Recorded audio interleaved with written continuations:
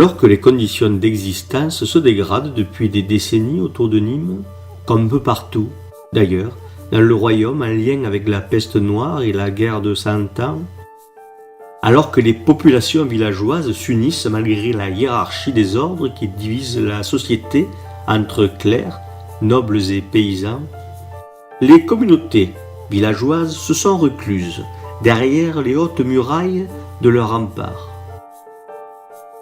Un mouvement va émerger de tout cela avec ses revendications, alors même que la taille royale vient pressurer de plus en plus souvent les bourses paysannes. Un peuple se cristallise, transcendant encore les différences de classe et va d'une certaine manière rétablir l'équilibre rompu que les autorités royales ne parviennent pas à rétablir. Les politiques et les philosophes, les essayistes et les commentateurs de tout poil le cherchent ou le déclarent introuvable. Certains le trouvent et le définissent prosaïquement ou transcendentalement. Le mot peuple s'est fait griller la politesse par le vocable méprisant de populisme que les élites emploient pour mieux se débarrasser d'un problème sémantique, historique et philosophique difficile. Mais reprenons notre fil historique.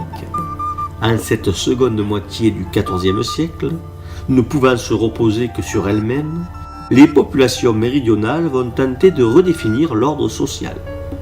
Toutes les localités ravagées par le prince noir participent au mouvement. Des bandes armées révoltées vont écumer les campagnes. Nîmes est au centre de ce mouvement. Ces bandes formées de paysans qui, ayant abandonné le travail de la terre et notamment celui des vignes, c'est en tout cas ce qu'avancent les consuls de Bagnols-sur-Cèze lors d'une enquête, ces bandes se saisissent des convois de blé et les ramènent dans les villages où les populations reconstituent les stocks. Ces bandes sont les tuchés. Ces tuchins s'en prennent au château.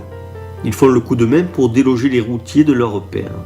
Il faut dire que ces paysans sont armés, que des décennies de conflits et de défense des villages les ont entraînés à l'art de la guerre. Ces paysans deviennent des professionnels du conflit, ou tout au moins du coup de main. Les traîtres sont recherchés et exécutés. Ils exercent la justice. Dans la réalité, il y a des bandes de tuchins qui se forment et écument les campagnes et des groupes plus petits qui s'agrègent à elles et qui s'en séparent. Le tuchinat est un mouvement très complexe qu'éclairent les travaux de Vincent Challet. Mais on est loin de tout savoir de ces tuchins qui illustrent, à leur manière, comment le peuple peut apparaître sur la scène de l'histoire. Avec les tuchins, le peuple cristallise et se dilue assez vite, puisque l'épisode ne dure que quelques années.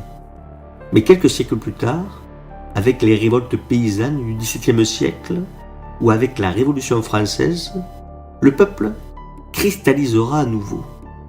Avec la République française, il cristallisera tellement qu'il cassera l'histoire de France en deux. Peut-être avons-nous là une définition possible du peuple, c'est-à-dire une force issue de la multitude rassemblée qui peut changer, comme ça, d'un coup, le cours de l'histoire.